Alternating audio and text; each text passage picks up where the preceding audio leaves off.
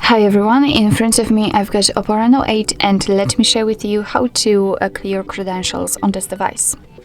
So first of all, let's enter the settings, and here we have to find password and security.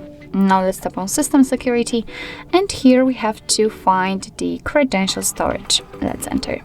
Now let's tap on remove all user certificates and confirm it with OK. If you've got any kind of screen lock, then enter it. And as you can see, we've got the information that the credential storage has been erased successfully. So actually this is it. This is how to remove credentials, remove certificates in your OPPO Reno8. Thank you so much for watching. I hope that this video was helpful, and if it was, please hit the subscribe button and leave the thumbs up.